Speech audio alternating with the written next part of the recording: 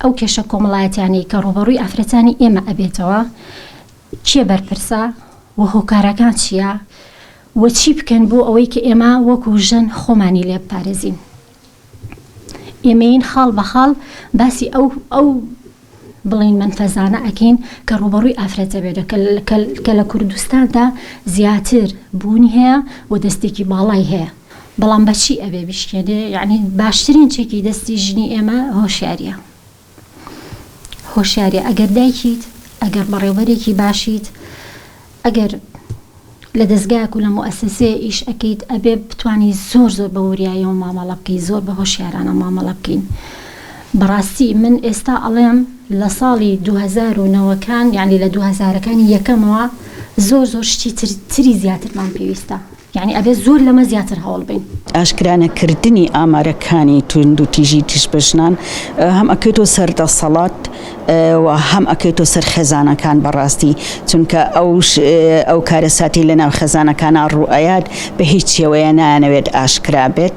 ئەمە یەک دوو هەمیش دەسەڵات نایەوێ بۆ ئەوەی ئیتر ئیشی لەسەر نانکە، بەرگری نانکە لەوەی کە ئەم تون و تیژیە لەسەر خێین بۆچی تا ئێستا بەردەوامە بۆ ئیشی لەسەر نانکرێ. ڕاستە کاکبەت ئەم ساڵ هاتە دەنگ لەسەر ئەوەی وتی من ئەگەر بە تەنهاش بێت من بەرگری لە پشتیوانی ژنانم و بکوژانی خانمان ئەم بەدادگا و ئەبێت تۆڵیان لێ بسەندرێ. بەڵام سیر ئەەکەی هێنا لە ناو دەسەڵاتە بەو شێوەیە دەوری نەبوو، بەو شێوەیە ئیشی لەسەر نەکرا بەداخەوە.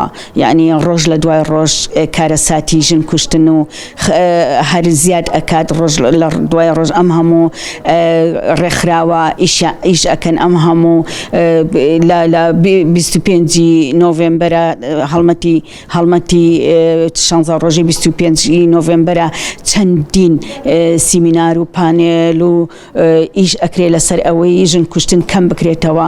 بەداخەوە تا ئێستا ئەو دەورەی نییە، بەو شێوەیە دیاری نییە کە ژنان ڕۆحی ژنان بەهایکیان هەبێ لە ناو کۆمەڵگەیە.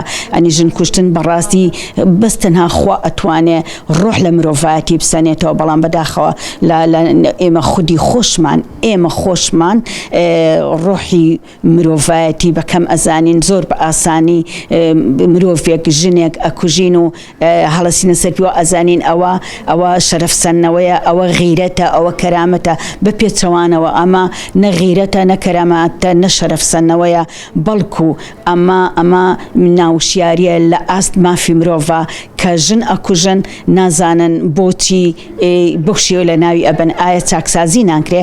ئایا لە ناو ئێمەیە بۆ چاکسازی نییە بۆ ئەو کێشانی لەنێو کۆمەڵگەیە سەر هەڵەیە؟ من داوا لە یاسا و دەسەڵات ئەەکەم ئەگەر بکرێت بنکەیەکی چاکسازی هەبێ بۆ ئەو کەسانەی کە لە ناو خێزانەکانە ئەیانەوێ لە ناویان برن با لە ناویان نێن، بە بنکەیەکی چاکسازی هەبێ بێ بەرامبەر چاکسازی بکرێت، ژن کوشتن خانمان کوشتن قەدەغە بکرێت